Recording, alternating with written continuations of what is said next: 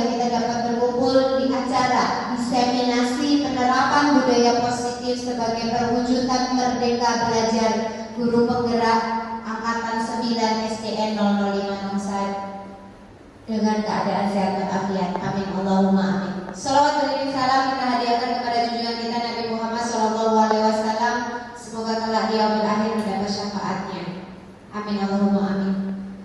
Izinkan kami CPP dari SDN 05 Nongsa untuk memberikan materi, sedikit materi pada penerapan budaya positif. Nanti akan disampaikan yang pertama oleh Ibu Sari Eriusi HBH, kemudian Ibu Ririn Widanti, kemudian yang terakhir adalah Ibu Siti Snaini. Guru penggerak bergerak, menggerakkan. Tepuk tangan untuk kita semuanya. Oke, materi kita hari ini ada 6 materi yang akan kami bagi 3. Jadi materi yang pertama dan kedua sudah saya sampaikan tadi, disampaikan Bu Sari. 3 dan 4 Bu Ririn, 5 dan 6 disampaikan oleh saya. Oke, langsung saja kita masuk materi yang pertama, yang kedua. Assalamualaikum warahmatullahi wabarakatuh. Waalaikumsalam warahmatullahi wabarakatuh. Apa kabarnya Bapak Ibu semuanya? Semangat, yes, luar biasa. Alhamdulillah. Baik, Ibu masih tetap semangat? Semangat. Oke, kita tepuk semangat dulu dong. Ayo Bapak Ibu, tepuk semangat. Semangat. Oke, pertanyaan kemantik untuk Bapak Ibu semuanya. Di sini nanti Bapak Ibu bisa menjawab setuju atau tidak setuju. Siap Bapak Ibu? Jawabannya hanya setuju atau tidak setuju. Nah, untuk pertanyaan pertama, hukuman dapat mendisiplinkan anak. Ayo Bapak Ibu, setuju atau tidak setuju? Tidak. Setuju. Oke, setuju. Bu Esti? Bagaimana? Tidak. Tidak setuju. Baik, kita lanjut ke soal nomor 2. Simpan jawaban untuk nomor 1 ya. Nomor 2, pemberian hukuman dengan hal positif seperti membaca atau membersihkan halaman sekolah dapat meningkatkan disiplin anak. Ayo, Bu Ade, silakan jawab setuju atau tidak setuju. Setuju. Bu Olga? Siap. Oke, tentang disiplin positif dan nilai-nilai kebajikan universal. Nah, yang pertama, perubahan paradigma. Nah, di sini kita agak bermain sebentar ya Bapak Ibu. Bisa? Nah, di sini kegiatannya tuh kegiatan kepalan tangan. Kepalan tangan, nah ada si A dan si B. Nanti Bapak Ibu berpasangan cari temannya. Silakan ikutin arahannya. Sobeklah secari kertas kecil, tulis benda atau sesuatu yang sangat berharga untuk Bapak Ibu. Ayo silakan. Bapak Ibu silakan tulis di spinotnya benda atau sesuatu yang sangat berharga bagi Bapak Ibu. Bapak Ibu salah satunya akan mencoba dengan sekuat tenaga dengan berbagai cara untuk meminta benda yang ada di tangan Bapak Ibu yang tulis tadi. Nah, Pak Daman minta benda yang ditulis. Ayo.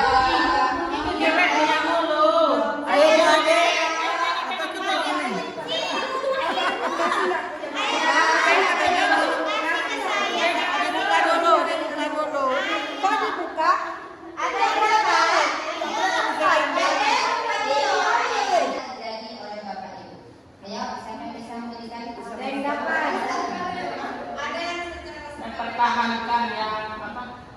Mempertahankan dirinya. Ya, oke, Besi. Mempertahankan apa yang dimiliki dan tidak ingin memberikannya. Oke, Olga. Jadi kita itu ada sebagai kontrolnya. Ya, kita sebagai kontrolnya. Ayo lanjut. Nah, di sini perubahan paradigma jadi kontrol. Ilusinya guru mengontrol murid. Jadi kita sebagai guru harus bisa mengontrol murid. Yang kedua, ilusinya bahwa kritik dan membuat orang merasa bersalah dapat menguatkan karakter. Nah, di sini benar Bapak Ibu, ketika kita diberikan kritik itu dengan tidak sengaja nanti akan menguatkan karakter kita. Ada perubahan pada diri kita sendiri untuk menjadi lebih baik. Perubahan paradigma stimulus respon teori kontrolnya yaitu siapa sesungguhnya yang memiliki kontrol. Nah, dari kegiatan kita tadi Bapak Ibu bisa kita lihat di sini dibagi dua, stimulus respon dengan teori kontrol.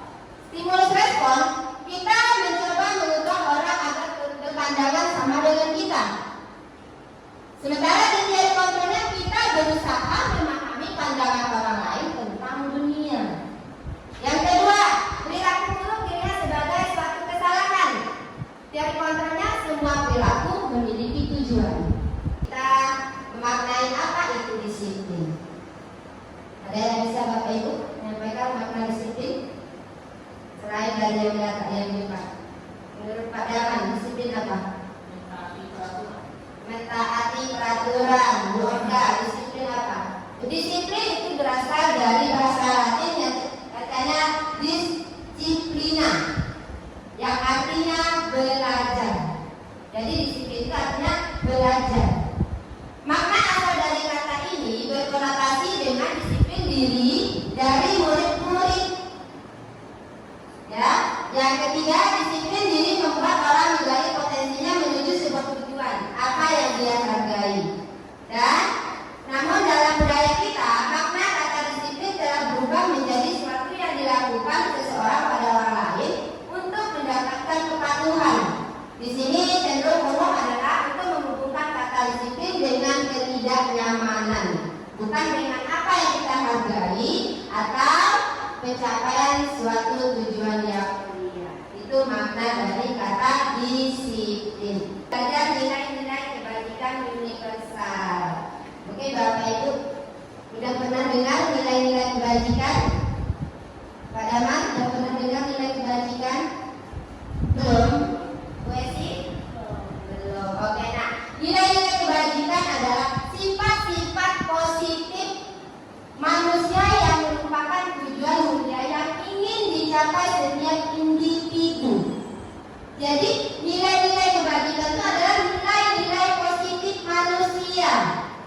Contoh, bertanggung jawab, disiplin, mandiri. Itu adalah nilai-nilai positif yang ada pada diri manusia. Nah, nilai-nilai tersebut bersifat universal dan lintas bahasa, suku bangsa, agama maupun latar belakang. Setiap perilaku atau perbuatan memiliki suatu tujuan jelas. Jadi setiap perbuatan yang kita lakukan pasti memiliki tujuan. Dengan memainkan nilai-nilai kebajikan yang diyakini seseorang, maka motivasi intrinsiknya akan terbangun sehingga menggerakkan motivasi dari dalam untuk dapat mencapai tujuan yang mulia yang dia inginkan. Itu adalah nilai-nilai kebajikan sesuai dengan motivasi intrinsik, yaitu dari dalam diri manusia itu sendiri. Nilai-nilai kebajikan yang ingin dicapai oleh setiap anak Indonesia kita kenal dengan profil pelajar Pancasila. Nah, ini sudah pernah. Nah, untuk materi yang kedua yaitu teori motivasi, hukuman dan penghargaan dan restitusi. Motivasi perilaku manusia. Satu, untuk menghindari ketidaknyamanan hukuman. Apa yang akan terjadi apabila saya tidak melakukannya? Itu disebut motivasi eksternal. Yang kedua, untuk mendapatkan imbalan dari orang lain. Kata bisa disebut sini, apa yang akan saya dapatkan apabila saya melakukan? Itu juga termasuk motivasi eksternal. Dan yang ketiga, untuk menghargai diri sendiri. Nah, di sini bisa kita lihat, saya akan menjadi orang yang seperti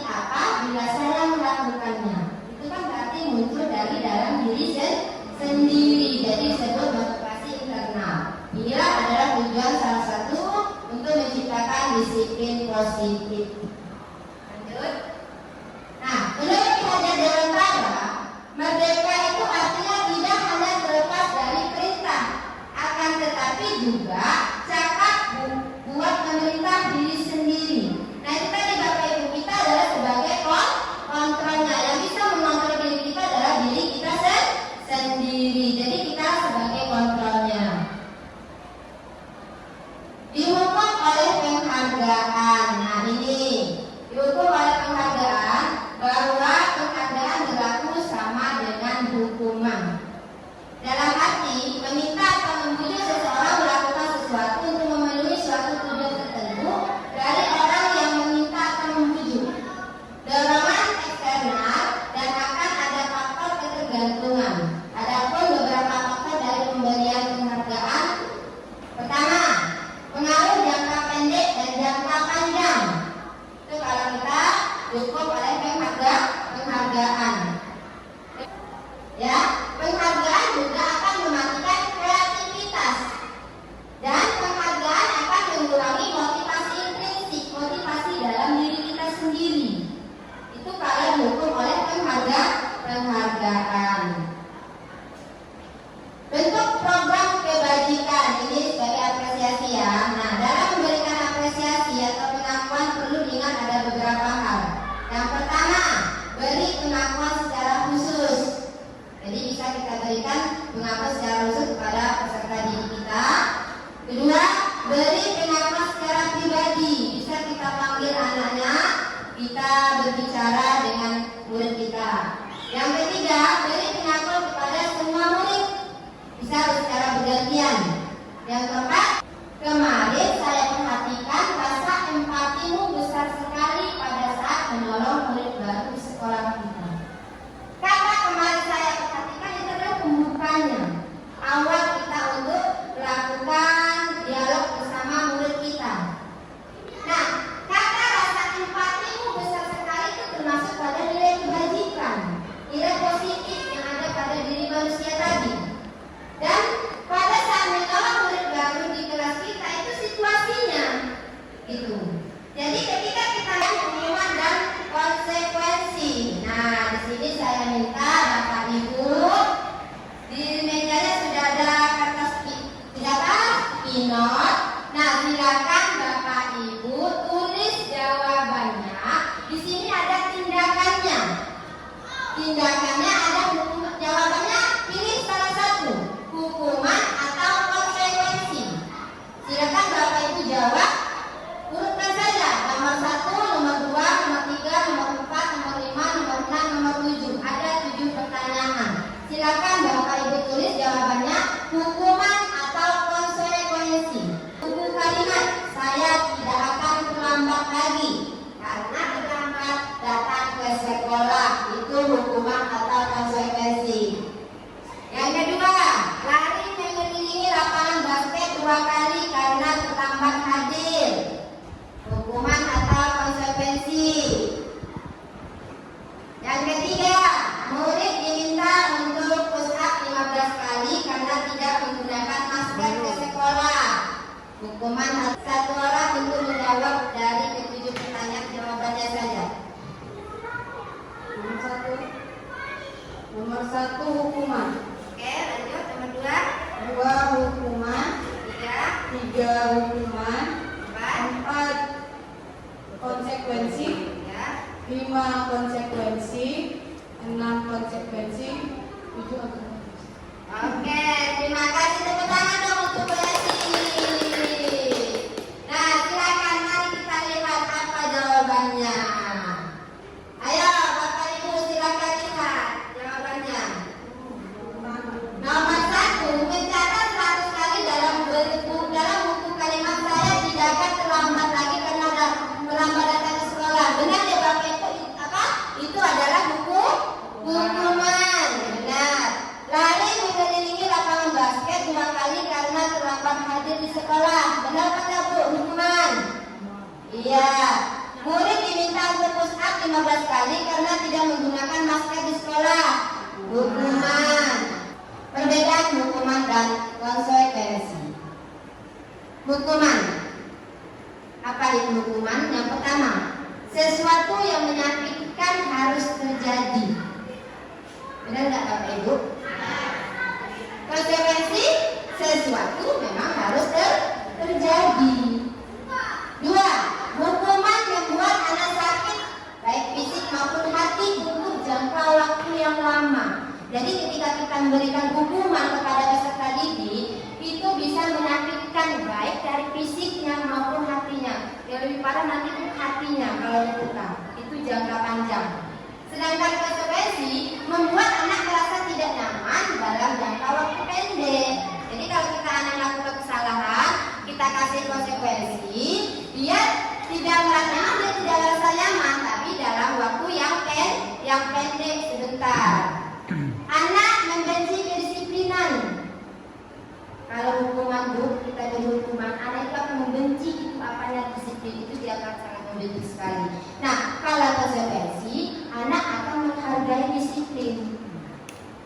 Apa itu restitusi? Nah, di sini nanti banyak rangkaiannya, Bapak Ibu. Saya jelaskan dulu apa itu restitusi. Restitusi adalah proses menciptakan kondisi bagi murid untuk memperbaiki kesalahan mereka. Menciptakan kondisi bagi murid untuk memperbaiki kesalahan mereka sehingga mereka bisa kembali pada kelompok mereka dengan karakter yang lebih kuat. Jadi kalau ada anak kita bermasalah, nah nanti di sini kita belajar bagaimana menerapkan restitusi ini. Restitusi juga merupakan proses kolaboratif yang mengajarkan murid untuk mencari solusi untuk masalah mereka dan membantu murid berpikir tentang orang seperti apa yang mereka ingin menjadi. Ini maksudnya tujuan dia apa dan bagaimana mereka harus memperlakukan orang lain. Itulah ada yang dimaksud dengan restitusi. Ya Bapak Ibu, nanti kita lanjut materi selanjutnya. Ada 9 ciri-ciri restitusi. Yang pertama, bukan untuk menebus kesalahan, namun untuk belajar dari kesalahan. Yang kedua, ciri-ciri restitusi itu memperbaiki hubungan dari kita dengan murid dengan guru. Kalau yang ketiga, ciri-ciri restitusi adalah tawaran, bukan paksaan. Jadi kita memberikan solusi kepada anak bagaimana dia bisa memecahkan masalahnya. Kita bantu dia, kita bimbing dia. Yang keempat, restitusi menuntut anak melihat ke dalam diri. Yang kelima, restitusi mencari kebutuhan dasar yang mendasari tindakan. Keempat, restitusi diri adalah cara yang paling baik. Yang ketujuh, restitusi fokus pada karakter, pembentukan karakter bukan tindakan. Yang delapan, restitusi fokus pada solusi. Jadi kita memberikan solusi kepada anak. Jadi kalau anak itu membuat kesalahan, kita dengarkan dulu, kita carikan solusinya. Bagaimana supaya dia tidak mengulangi perbuatannya ini lagi. Dan dia sadari dengan keyakinan dia sendiri dalam hati dia. Nah yang terakhir, restitusi mengembalikan murid yang berbuat salah pada kelompoknya. Nah itu adalah 9 ciri-ciri restitusi. Nah, restitusi ada identitas gagal, ada identitas sukses. Dari kegiatan restitusi tadi ya Bapak Ibu, ada identitas gagal, ada identitas sukses. Identitas gagalnya yang mana?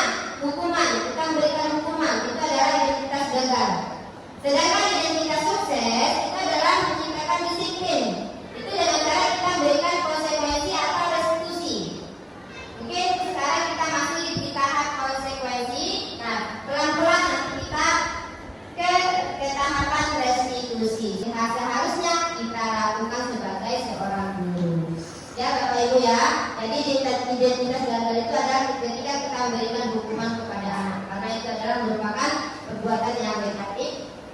Nah, kalau kita mau identitas sukses, ya kita harus menciptakan disiplin, pertama konsekuensi atau restitusi. Assalamualaikum warahmatullahi wabarakatuh. Waalaikumsalam warahmatullahi wabarakatuh. Masih semangat Bapak Ibu? Masih. Alhamdulillah.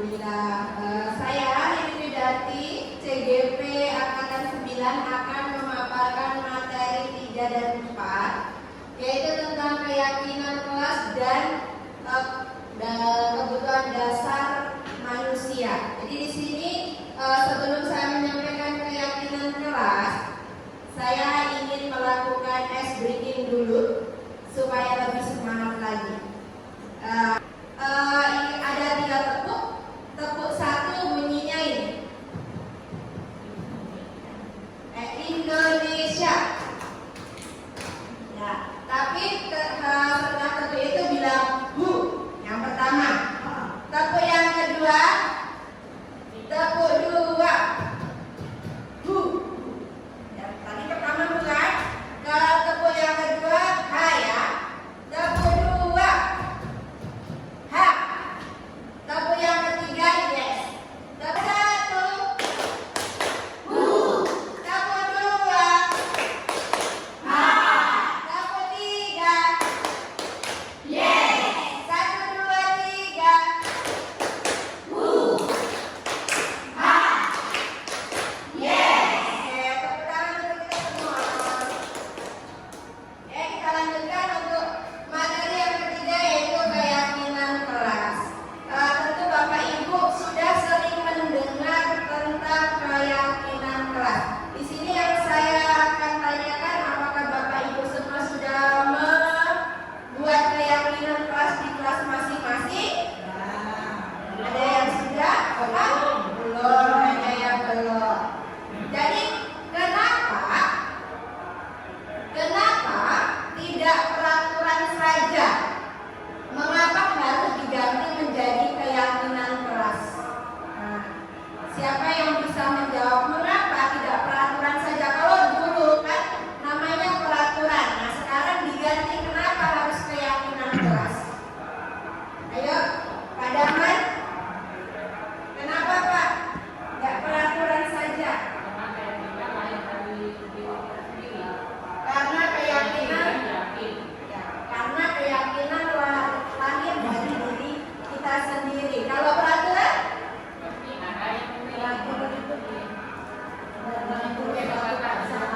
Ya, peraturan itu suatu paksaan. Oke, jawabannya kita simpan terlebih dahulu. Di sini ada 3 pertanyaan. Yang pertama, mengapa kita memiliki peraturan harus menggunakan helm bila mengendarai kendaraan roda 2? Mengapa?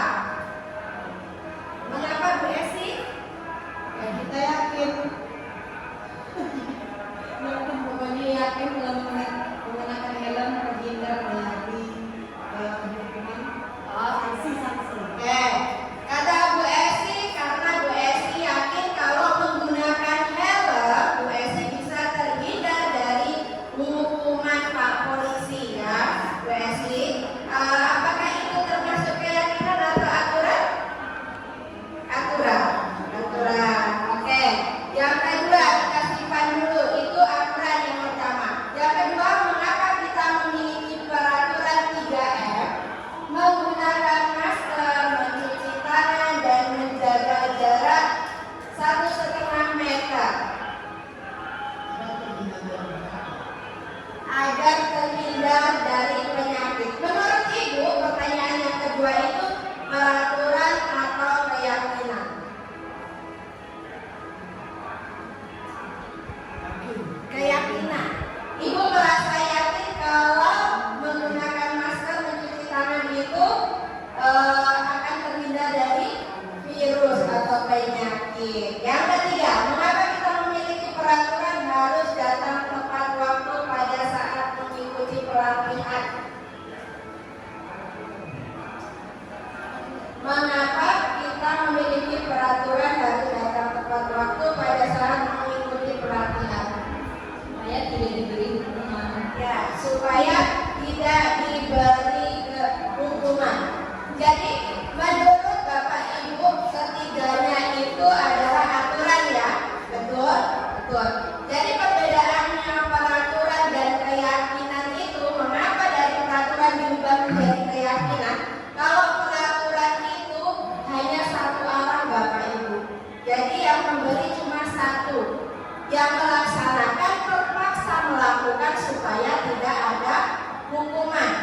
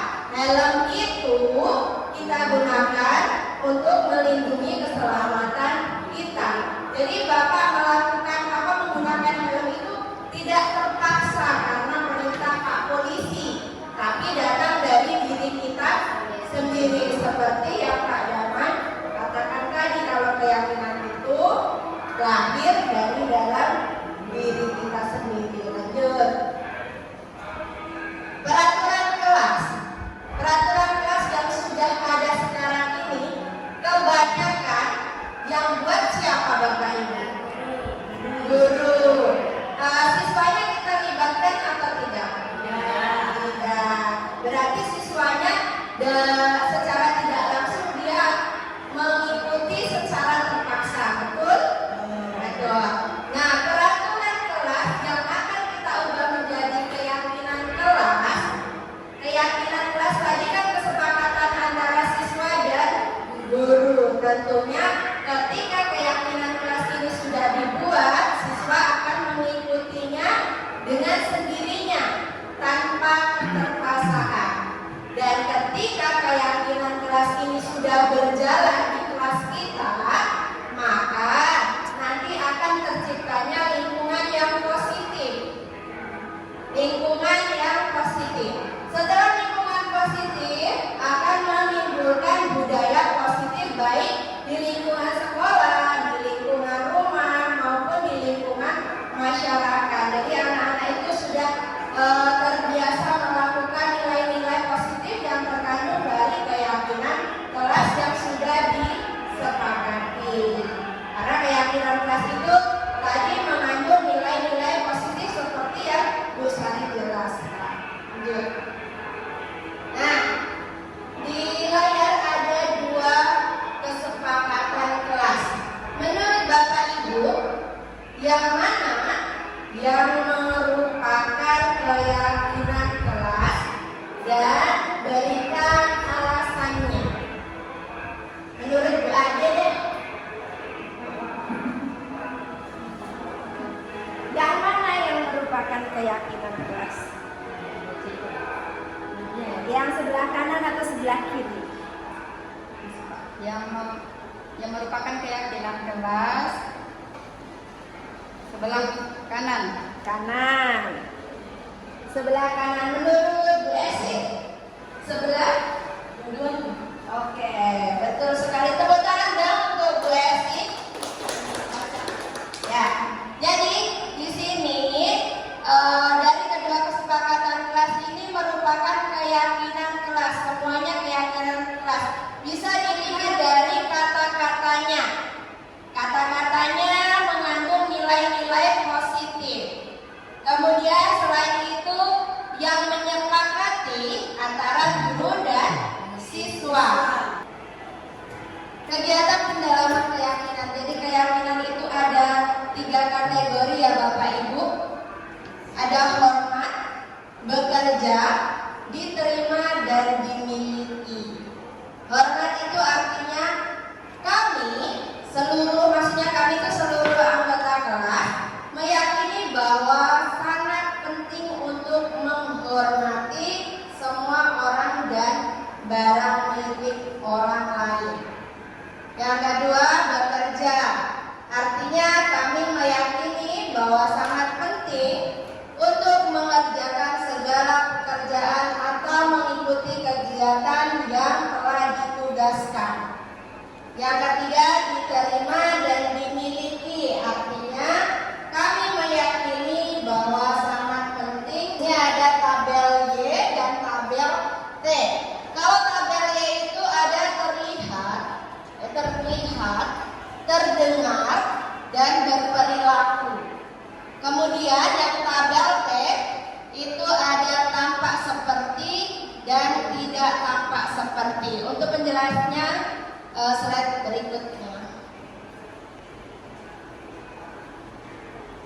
Yang hormat, tabel Y contohnya terdengar, 1 orang berbicara. Contohnya, yuk saya bantu. Kalau untuk yang terlihat, berempati terhadap perasaan orang lain. Untuk yang berperilaku, tersenyum ramah. Untuk tabel T-nya tampak seperti ini, artinya yang harus dilakukan ya Bapak Ibu. Kalau yang tidak tampak seperti yang tidak semestinya dilakukan. Nah, untuk yang harus dilakukan, contohnya datang tepat waktu. Kemudian yang tidak harus dilakukan, sering hadir terlambat. Untuk bekerjanya, yang harus dilakukan di dalam kelas itu tekun dan menyimak guru. Yang tidak harus dilakukan, tidak tidak mendengarkan guru, dan acuh tak acuh. Beda ya, dari bahasanya kalau tampak seperti itu lebih positif. Kalau yang tidak ada dilakukan itu kan larangan, tidak mendengarkan guru. Itu. Nah, di sini ada 8 peraturan. Dari 8 peraturan ini ada yang menggunakan kata-kata negatif. Contoh-contoh kata negatif itu diawali dengan dilarang, ya, jangan. Nah, untuk keyakinan kelas sendiri kan tadi sudah saya sampaikan menggunakan kata-kata yang positif. Jadi di depan Bapak Ibu semua sudah ada sticky note dan dimohon Bapak Ibu semua menuliskan ke-8 keyakinan kelas. Di dalam sticky note itu boleh dikasih nama.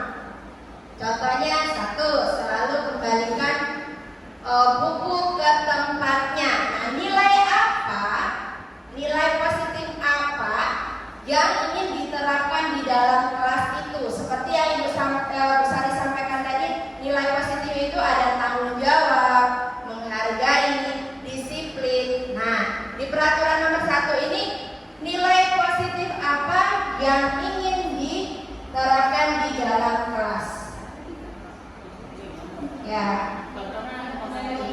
Ya boleh. Kan nilai positif tadi ada contohnya tanggung jawab, disiplin, menghargai, menghormati. Nah, nomor 1 itu selalu kembalikan buku ke tempatnya. Nilai positif apa yang akan diterapkan di dalam kelas?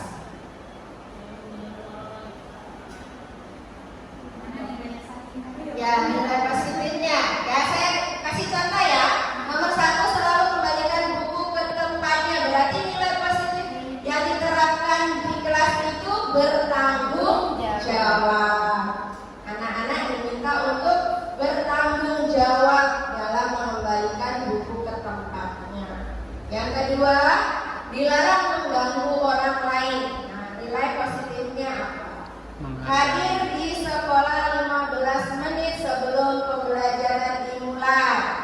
Nilai positifnya apa? Dan yang keempat, dilarang melakukan kekerasan. Hanya dilarang menggunakan narkoba,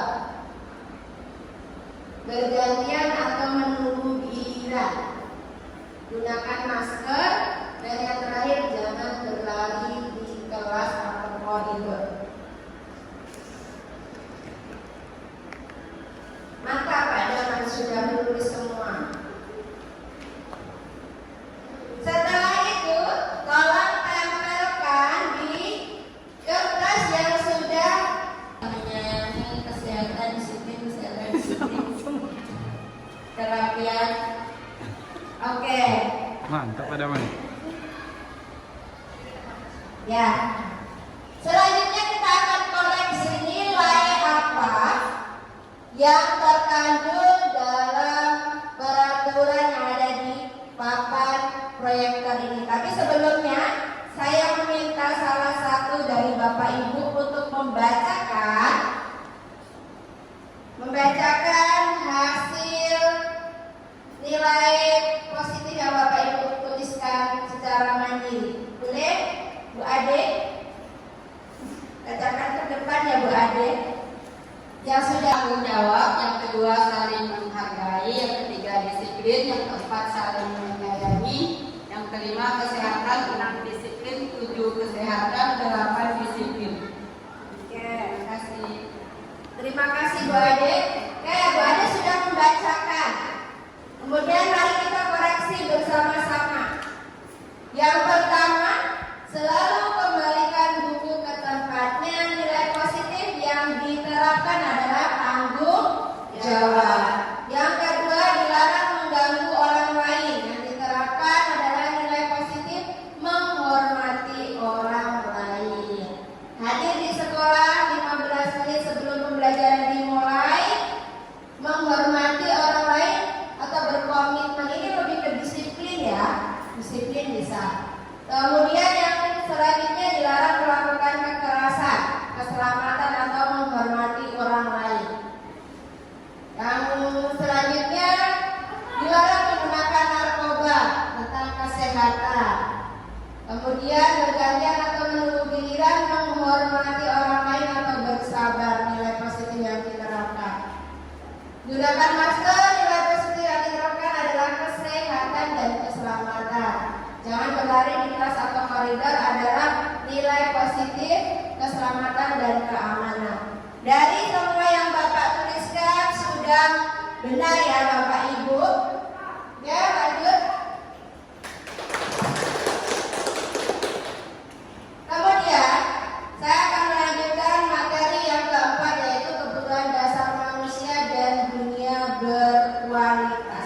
Jadi setiap manusia itu memiliki kebutuhan dasar yang harus kita penuhi.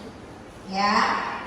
Tidak hanya orang dewasa saja, tetapi anak-anak murid kita juga memiliki kebutuhan dasar. Jadi ketika ada siswa yang ada di kelas kita membuat kasus, kita sebagai guru sebaiknya mencari kebutuhan dasar apa yang belum terpenuhi pada siswa tersebut. Terkadang kita sering lupa, terkadang ada anak yang membuat kasus tetapi kita tiba-tiba langsung memarahi, langsung menghukum. Nah, di sini kita belajar bersama untuk mengetahui kebutuhan apa saja yang diperlukan oleh peserta didik kita sehingga kita dapat mencapai tujuan pembelajaran di sekolah kita dengan baik. Lanjut, bisa nih. Untuk kebutuhan dasar manusia yang pertama yaitu bertahan hidup. Untuk bertahan hidup, manusia itu tentu memiliki kebutuhan yang berupa pangan, sandang, dan tempat tinggal. Kebutuhan kasih sayang dan rasa diterima. Jadi punya kesenangan. Nah, kesenangan, setiap manusia itu membutuhkan kesenangan. Kalau peserta didik kita, kesenangan karena anak-anak ini pada dasarnya untuk anak SD ini senang bermain. Jadi di sini kita sebagai guru sebaiknya melakukan pembelajaran yang inovatif untuk menciptakan pembelajaran yang menyenangkan sehingga siswa bisa tertarik mengikuti pembelajaran yang kita berikan. Kemudian kebebasan. Selanjutnya penguasaan. Ya, untuk penguasaan ini siswa juga memiliki penguasaan, kebutuhan penguasaan. Di sini Bapak Ibu ada studi kasus. Di sini ada cerita tentang Pak Zulfikar. Nah, kalau tadi saya menyampaikan tentang murid. Nah, di sini ada kepala sekolah dan gurunya. Kebutuhan apa yang diperlukan oleh Pak Malik, guru dan kepala sekolahnya. Cuma karena waktunya ini skip aja. Lanjut. Nah, di sini sudah ada kebutuhannya yaitu kebutuhan kesenangan, cinta kasih sayang seperti kebutuhan dasar manusia tadi ya yang belum terpenuhi. Nah, lanjut.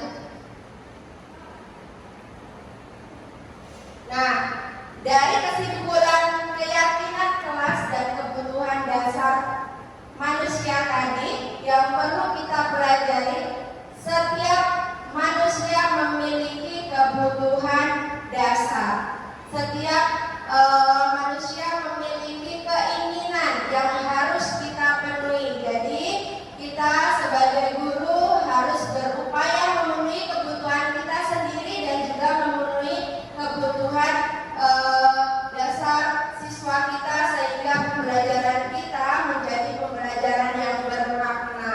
Assalamualaikum warahmatullahi wabarakatuh. Terima kasih Bapak Ibu masih standby di ruangan ini untuk melanjutkan materi selanjutnya. Saya Asri ini CGP dari SDR 5 Nusa Angkatan 9 akan melanjutkan materi yaitu pembelajaran 5 adalah 5 posisi kontrol. Nah, sebelum masuk ke materi, yuk speaking lagi deh supaya semangat kembali. Satu jari yang kanan, satu jari yang kiri, diganti-ganti yuk, diganti-ganti yuk, diganti-ganti yuk, diganti-ganti yuk. Dua jari yang kanan, dua jari yang kiri, ditembak-tembak dor, ditembak-tembak dor, ditembak-tembak dor, ditembak-tembak dor. Lima jari yang kanan, lima jari yang kiri, kanan tutup telinga, kiri tutup hidung, diganti-ganti yuk, diganti-ganti yuk. diganti-ganti. Ayo tepuk tangan untuk kita semua. Kita mengenal 5 posisi kontrol guru, bahwa guru itu yang pertama penghukum, kedua pembuat merasa bersalah, yang ketiga teman, yang keempat pemantau, kemudian yang terakhir adalah manajer. Kira-kira nih selama ini Bapak Ibu sudah berapa tahun mengajar menjadi posisi kontrol yang di mana? Ayo, Ibu Esi. Sudah berapa tahun mengajar Ibu Esi? 8 tahun. Nah, selama ini Ibu Esi kira-kira melihat dari paparan saya di 5 posisi kontrol menjadi apa Bu Esi selama ini? Nomor 1 dan 2. Di posisi 1 dan 2. Oke, saya mau bertanya kepada yang senior. Ibu Marhani, sudah berapa tahun Ibu mengajar? 23 tahun, luar biasa. Selama ini Ibu merasa sebagai guru di posisi kontrol yang mana Ibu? 1, 2, dan 3. Ya, meningkat ya dari PS yang 8 tahun mengajar di posisi 1 dan 2, dan Bu Marhani yang 23 tahun mengajar ada di posisi 1, 2, dan 3. Oke, kita akan kenali lebih lanjut posisi kontrol yang bagaimana seharusnya kita sebagai guru. Next. Nah, ini dia Bapak Ibu, ada tadi penghukum, pembuat merasa bersalah, teman, pemantau, kemudian manajer. Kita sebagai guru, contoh di penghukum, kita kalau posisi kita sebagai penghukum itu menghardik, menunjuk kau. Kau ini. Nah, itu menghukum. Kalau posisi pembuat merasa bersalah, kita tiap hari ceramah aja. Kau Nina, sudah Ibu katakan tak boleh begini, tak boleh begitu. Nah, itu pembuat merasa bersalah. Kemudian kalau sebagai teman, ya, kalau sebagai teman ada bahasa, ayolah lakukan demi Ibu. Masa kamu tidak mau? Jadi kita posisikan diri kita sebagai teman pada siswa tersebut. Kemudian kalau posisi pemantau, ya, ada bahasa seperti ini. Apa peraturannya? Kita tanyakan ke siswa. Apa peraturannya? Kemudian murid meletakkan peraturan itu dan hukum di dunia pendidikan. Jadi dia tahu, kita hanya memantau. Kemudian kalau sebagai manajer, nah ini nih yang harus kita pelajari. Sebagai manajer kita harus mengajukan pertanyaan-pertanyaan. Kemudian kita tanya, apa yang kita yakini? Apa yang kau bisa kerjakan untuk memperbaiki beberapa permasalahan? Kemudian menguatkan pribadi siswa tersebut. Bagaimana cara memperbaiki kesalahan nak? Nah, jadi guru itu sebagai manajer. Nah, posisi mana yang sebenarnya kita sebagai guru yang bagus adalah kalau yang 1 dan 2 itu identitas gagal, kontrol dari luar, ya. Kemudian kalau yang 3 dan 4 itu identitas berhasil atau sukses, ya. Boleh kita menjadi kontrol di 3 dan 4. Apalagi kalau kita menjadi posisi kontrol kelima, itu yang identitas berhasil dan sukses sekali, itu kita sebagai guru adalah di posisi manajer, ya. Jadi kalau tadi yang masih di posisi 1 dan 2, ayo kita bertobat, ayo sama-sama kita kenali, ya, potensi murid, bagaimana cara kita mengajar, bagaimana cara kita menemukan permasalahan siswa, kemudian membantu menyelesaikannya. Next. Nah, ini. Nah, di sini ada pernyataan-pernyataan, ya. Ada beberapa pernyataan. Saya kecewa sekali dengan kamu. Nah, siapa yang mengatakan? Pembuat orang merasa bersalah. Jadi, posisi guru mengatakan saya kecewa sekali dengan kamu supaya anak merasa bersalah.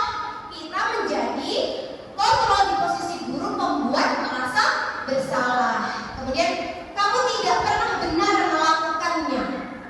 Kamu tidak pernah benar melakukannya, sambil menunjuk, apalagi ya. Itu tidak boleh menjadi ada kata ayolah, ajakan itu lakukan demi ibu atau bapak, itu menjadi teman. Kemudian, apakah kamu mau mendapatkan stiker bintang hari ini? Itu menjadi pemantau. Kemudian bagaimana kamu bisa menyelesaikan masalah ini? Itu menjadi manajer. Kemudian yang terakhir, kamu selalu yang paling terakhir. Kamu terlambat terus. Nah, itu penghukum. Next. Nah, kita Bapak Ibu sebagai guru kita bergerak di antara yang ini saja, dua ini saja, di pemantau dan manajer kalau bisa. Jangan sampai yang di nomor 1, 2, 3 tadi. Kalau bisa kita belajar sebagai guru itu menjadi di posisi kontrol yang ketiga dan yang keempat dan yang kelima, pemantau dan manajer. Oke, next. Oke, ini masih sudah pembelajaran ke-6, sudah mau akhir. Kita belajar tentang segitiga restitusi. Apa itu segitiga restitusi? Segitiga restitusi ini adalah menyelesaikan masalah siswa nantinya. Ada 3 tahapan. Yang pertama adalah menstabilkan identitas, kemudian validasi tindakan yang salah atau validasi kebutuhan, kemudian menanyakan keyakinan. Lanjut, ada nanti step-stepnya. Nah, masuk yang pertama adalah menstabilkan identitas. Bapak Ibu, kalau ada siswanya yang bermasalah, kira-kira pertama kali biasanya nih apa yang Bapak Ibu lakukan? Kalau ada masalah pertama kali itu melakukan apa? Ya, ketika anak ada salah, udah beberapa kali diulang lagi, itu Bapak melakukan apa? Pertama saya mengingatkan, ini sudah diingatkan, yang ketiga baru saya beri. Biasanya, oke. Nah, seperti yang dibilang Pak Daman tadi, biasanya Pak Daman mengingatkan dulu secara pribadi, pelan-pelan, ingatkan lagi. Kemudian kalau tidak jerah juga diberi hukumannya.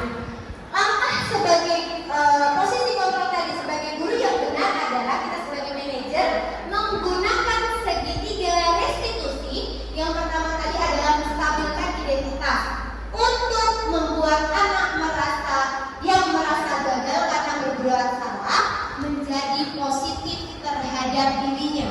Jadi kita stabilkan dulu untuk identitas mereka. Jangan sampai mereka itu salah merasa sendirian. Kita harus juga di posisi mereka.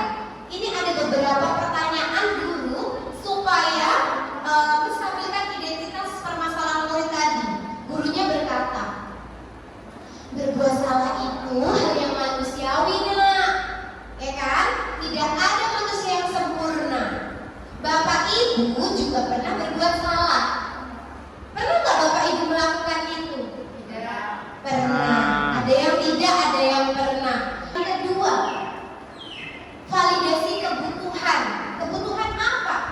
Si anak tadi seperti yang dibilang Bu Rini tadi jelaskan bahwa kebutuhan itu ada 5 tadi. Kebutuhan dasar manusia. Nah, kebutuhan apa yang diinginkan si siswa kita harus kenali dengan membantu murid mengenali basic need atau kebutuhan dasar yang ingin dipenuhinya ketika melakukan kesalahan itu. Pada dasarnya setiap tindakan manusia tujuannya adalah memenuhi kebutuhan dasar. Apakah itu penguasaan, kebebasan, kasih sayang, dan rasa diterima, kesenangan atau bertahan hidup. Seperti yang saya jelaskan tadi. Nah, bisa dengan guru berkata, kamu bisa saja melakukan hal lebih buruk, tapi kamu tidak melakukannya. Terakhir nih, untuk penguatannya nih, terakhir itu yaitu menanyakan keyakinan. Anak melihat kesalahannya dihubungkan dengan norma sosial dan nilai-nilai yang mendasari manusia berinteraksi dengan orang lain. Kita kan sudah menyusun tadi keyakinan kelas. Kita hubungkanlah dengan keyakinan kelas tadi. Nilai-nilai positif apa yang mau dicapai anak? Dengan bergurunya berkata, apa nilai yang kita percaya di kelas?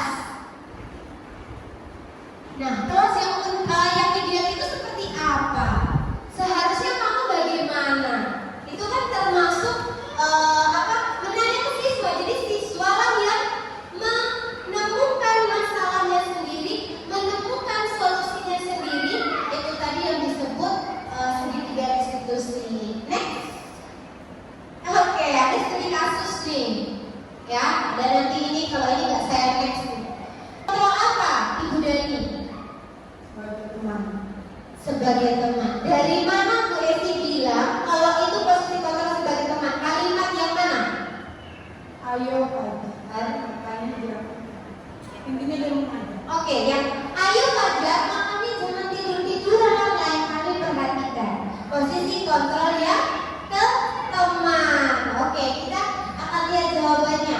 Slide yang selanjutnya. Iya, ternyata ada 3 posisi pendukung ada, posisi teman ada, dan posisi pembuat merasa bersalah. Naik. Selanjutnya, bila mana Ibu Dani mengambil posisi pemantau, apa yang akan dikatakan olehnya? Pertanyaan-pertanyaan seperti apa yang diajukan? Nah, ini dia jawabannya. Fajar, apakah kamu tahu konsekuensi yang harus dilakukan apabila tidak memperhatikan saat belajar? Itu pemantau. Kemudian, Fajar, apakah kamu tahu peraturan di kelas apa saja? Itu dia sebagai posisi pemantau. Next. Nah, apabila Anda adalah kepala sekolah, Fajar, dan mengetahui hal ini, bagaimana tindak lanjut Anda? Melakukan pendekatan personal kepada Fajar, kemudian memanggil Bu Dina dan Fajar di waktu yang tidak bersamaan untuk mencari informasi terkait masalah yang terjadi. Sikap selanjutnya memposisikan sebagai manajer untuk menyelesaikan masalah Bu Dina dan Fajar dengan cara segitiga restitusi. Oke, next. Nah, Bapak Ibu, kenapa sih kita harus belajar segitiga restitusi? Karena posisi kontrol guru yang ingin kita capai yang sukses adalah posisi manajer. Dalam posisi manajer, menyelesaikan masalah siswa dengan menggunakan segitiga restitusi tadi sangat membantu. Oke, intervensi 30 detik. Intervensi ini bisa membantu murid kembali ke tujuan semula dengan cukup singkat, dengan kita tanyakan ke siswa. Coba beberapa ini nanti coba Bapak Ibu tanyakan ke siswa Bapak Ibu, ya pasti nanti akan ada sesuatu hal yang menyadarkan mereka kalau udah menyimpang dia akan kembali ke jalan yang benar. Beberapa pertanyaan ini cukup akan mengembalikan siswa tersebut ke jalan yang benar. Kalau sudah mulai malas-malas, coba Bapak Ibu tanyakan kembali ke siswa. Apakah kamu ingin berbuat lebih baik? Pokoknya beberapa pertanyaan ini boleh Bapak Ibu terapkan di kelas untuk mengembalikan identitas yang dari yang gagal tadi ke identitas yang sukses. Oke, selanjutnya. Oke, ternyata kita sudah sampai refleksi. Nah, saya minta untuk menjawab pertanyaan. Mungkin pertanyaan yang pertama dan sampai keempat ada 4 orang. Kita satu-satu. Hal baru apa yang mengubah paradigma saya yang saya dapatkan hari ini setelah mempelajari materi ini, dari materi pertama yang disampaikan Bu Sari, Bu Ririn, kemudian Bu Isna. Hal baru apa yang didapatkan? Silakan Bu Isi. Kalau saya katakan untuk menjadi guru yang lebih melihat siswa, bisa menjadi pemantau ataupun manajer pada siswa. Terima kasih kepada Ibu Esi. Ya, benar sekali kata Bu Esi tadi bahwasanya kita berpihak kepada murid, kita melihat muridnya bagaimana, kita memposisikan kontrol guru tadi di posisi ketiga dan keempat, pemantau dan manajer. Oke, pertanyaan kedua, perasaan apa yang muncul selama mengikuti sesi diskusi kita hari ini? Ayo Ibu Adin, perasaan apa? Bosankah, maleskah, atau bagaimana? Ngantukkah? Perasaan saya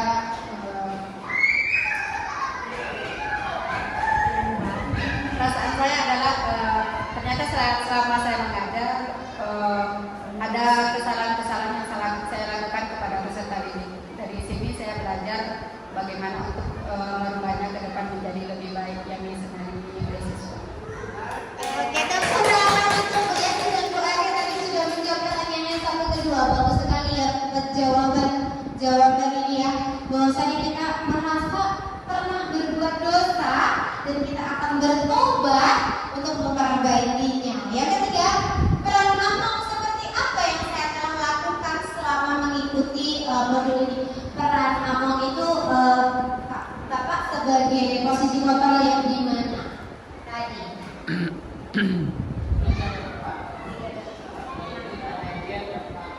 Pemantau. 4 dan 5 kalau.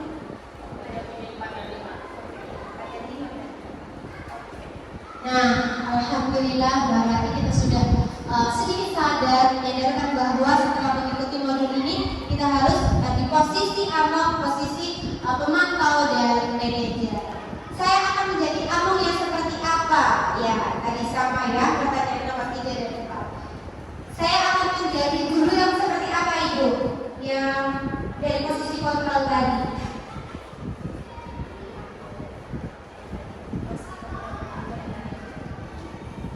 Saya akan menjadi posisi pemantau dan sebagai teman sekaligus sebagai manajer. Memang ada kalanya sebagai guru itu harus menjadi teman. Kemudian ada kalanya kita menjadi pemantau, kemudian lebih tepatnya lagi kita sebagai manajer. Oke, sekian dari kami CGP Angkatan 9 SDN 561. Kurang lebihnya mohon maaf. Wassalamualaikum warahmatullahi wabarakatuh.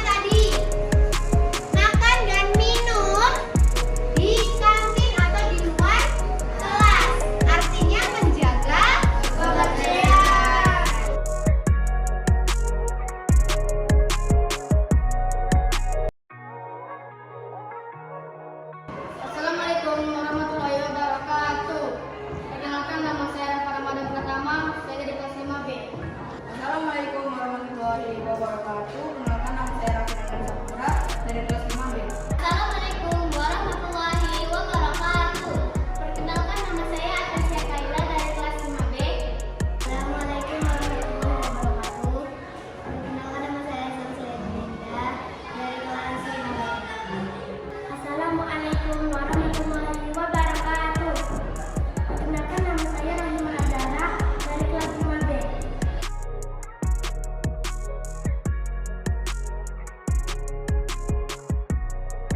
Senang sekali. Senang sekali. Senang sekali. Senang sekali. Sangat senang. Sangat penting. Penting sekali. Penting. Sangatlah penting. Sangat penting.